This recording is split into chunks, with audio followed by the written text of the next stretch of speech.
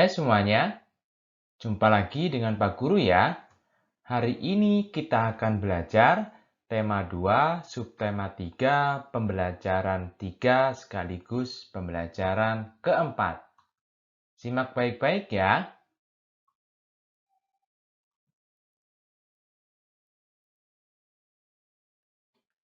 Masalah sampah menjadi masalah yang umum dihadapi masyarakat di kota atau daerah manapun.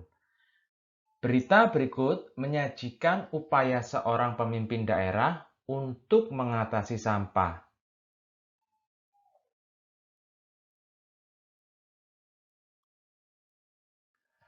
Kelurahan Babakan Pasar luncurkan gerakan pungutan sampah. Agar masyarakatnya sadar dengan kebersihan lingkungan, terutama masalah sampah, Kelurahan Babakan Pasar mengajakkan warganya dalam gerakan pungut sampah atau disingkat dengan GPS.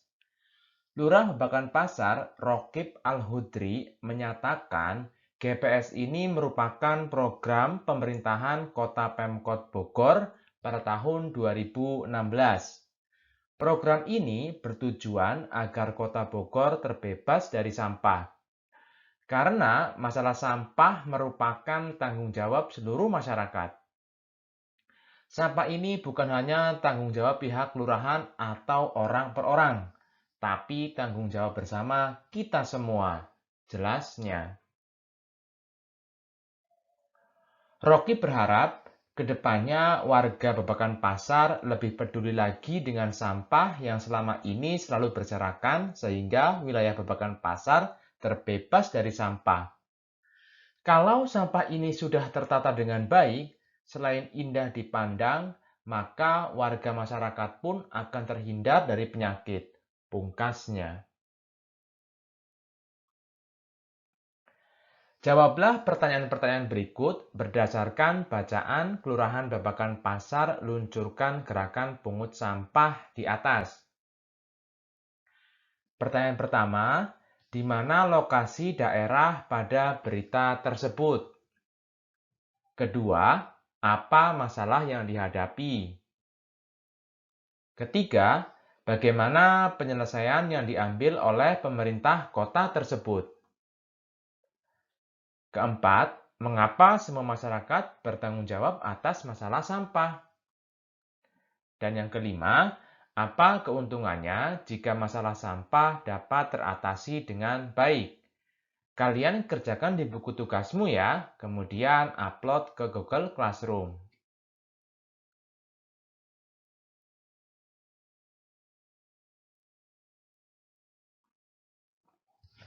Sampah yang menumpuk dapat mencemari lingkungan dan mengganggu kesehatan organ pernapasan. Tahukah kamu, ada orang yang kegiatan sehari-harinya adalah mengumpulkan sampah yang dapat diolah kembali? Ya, betul. Kita biasa menyebutnya pemulung. Para pemulung mengumpulkan botol-botol plastik, koran bekas, majalah bekas, dan benda-benda lain yang dapat diolah lagi. Benda-benda itu disetorkan kepada orang-orang yang dapat mengolahnya menjadi benda-benda lain yang berguna. Berikut ini beberapa gambar benda hasil daur ulang. Ada kerajinan tangan seperti gantungan kunci maupun tempat pensil. Dan ada juga furniture yang dibuat dari tong, serta tas yang dibuat dari bungkus kopi ataupun bungkus jajanan makanan yang berbahan plastik. Diskusikan pertanyaan-pertanyaan berikut dalam bentuk diskusi panel bersama orang tuamu. Yang pertama, apa pendapatmu mengenai pekerjaan sebagai pemulung? Kedua, apa pendapatmu mengenai usaha pembuatan benda-benda daur ulang? Ketiga, bagaimana cara menghargai jasa para pemulung? Dan yang keempat, bagaimana cara menghargai usaha membuat benda-benda daur ulang? Kalian diskusikan dengan orang tuamu, kemudian buatlah panel atau peta pikiran. Kemudian hasil pekerjaanmu kalian upload ke Google Classroom.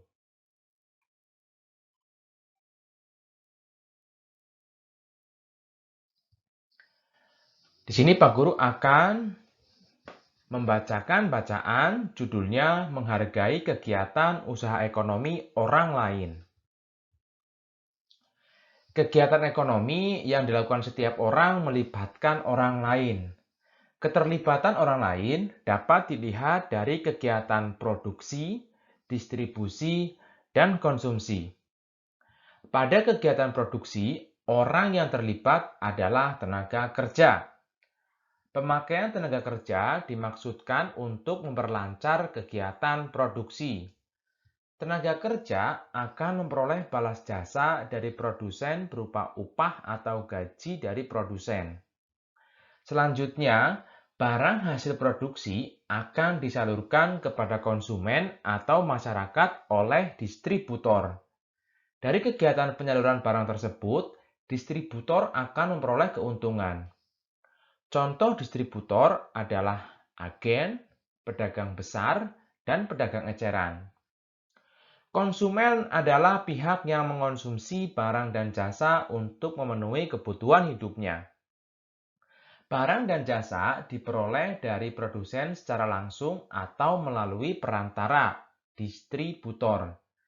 Ketiga pelaku kegiatan ekonomi tersebut akan saling berhubungan membentuk arus diagram ekonomi. Coba temukan peran produsen, distributor, dan konsumen dalam perekonomian Indonesia. Selanjutnya, bahaslah bersama teman kamu dan gurumu di kelas. Kalian bahasnya dengan orang tua saja ya, karena dalam masa pandemi seperti ini tidak mungkin kita bersama-sama belajar di kelas. Setiap pelaku kegiatan ekonomi memiliki peran masing-masing yang saling menguntungkan. Menurut kodratnya, manusia berperan sebagai makhluk sosial dan makhluk ekonomi. Sebagai makhluk sosial, manusia akan berhubungan atau berinteraksi dengan manusia lain. Sebagai makhluk ekonomi, manusia akan melakukan kegiatan ekonomi dalam upaya memenuhi kebutuhan hidupnya.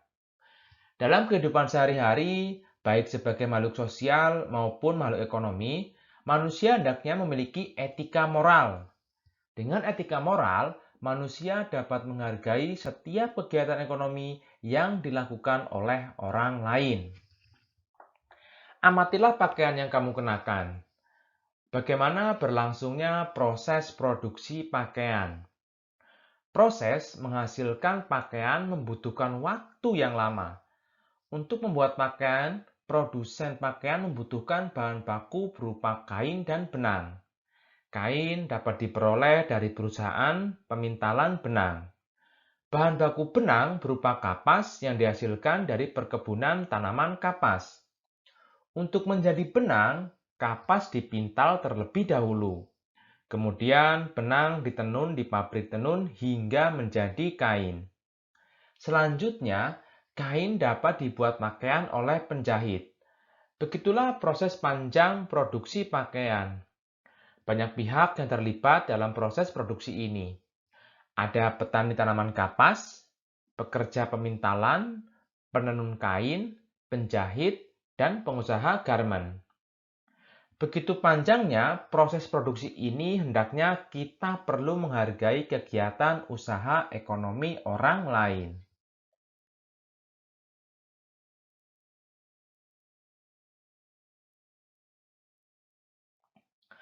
Perhatikan gambar di samping ya. Menurutmu apa jenis usaha yang ditunjukkan gambar tersebut? Ya, ini adalah usaha penjualan bibit tanaman. Meskipun terlihat sederhana, bayangkan jasa penjual tanaman tersebut. Dia menyediakan bibit-bibit aneka tanaman yang akan tumbuh menghijaukan dan memperindah lingkungan. Daun-daun hijau tanaman-tanaman itu akan menyediakan banyak oksigen buat kita. Dengan oksigen yang selalu tersedia, maka kesehatan kita akan terjaga. Sekarang kamu tahu kan betapa besar jasa penjual bibit tanaman tersebut. Menjadi seorang penjual bibit tanaman merupakan salah satu kegiatan ekonomi untuk memenuhi kebutuhan hidup. Kamu telah memahami kegiatan ekonomi yang berkembang di Indonesia. Setiap orang akan melakukan kegiatan ekonomi untuk memenuhi kebutuhan hidup. Ada yang menjadi petani, pedagang, nelayan, pegawai swasta, pegawai negeri, tenaga medis, pengusaha, dan lainnya. Meskipun berbeda, setiap kegiatan usaha ekonomi harus kita hargai. Bagaimana cara kita menghargai kegiatan usaha ekonomi orang lain? Cara menghargai kegiatan usaha ekonomi antara lain sebagai berikut. 1. Menumbuhkan persaingan usaha yang sehat dalam kegiatan perekonomian. 2. Menghormati usaha ekonomi orang lain dengan tidak iri atas keberhasilannya. 3. Menjunjung tinggi setiap jenis pekerjaan yang dilakukan orang lain. 4. Meneladani keberhasilan orang lain dengan meniru sikap positif orang tersebut. Dalam menjalankan kegiatan usaha ekonomi, setiap orang harus melakukan dengan penuh tanggung jawab. Penerapan tanggung jawab sangat penting bagi terciptanya keharmonisan dalam kehidupan warga masyarakat. Selain itu, dengan penerapan tanggung jawab dapat terjalin kerukunan dan persaudaraan antar warga masyarakat. Penerapan tanggung jawab juga dapat menciptakan ketertiban, keamanan, dan ketenangan dalam masyarakat. Bagaimana jika tidak ada penerapan tanggung jawab di masyarakat? Tidak adanya penerapan tanggung jawab di masyarakat akan menyebabkan terjadi ketidakharmonisan dalam hubungan antar warga masyarakat. Kekacauan terjadi di mana-mana. Tidak adanya kerukunan antar warga masyarakat. Selain itu, tanpa adanya tanggung jawab, tidak akan tercipta ketertiban, ketenangan, dan keamanan dalam masyarakat. Oleh karena itu, biasakanlah bersikap tanggung jawab dalam kehidupan sehari-hari.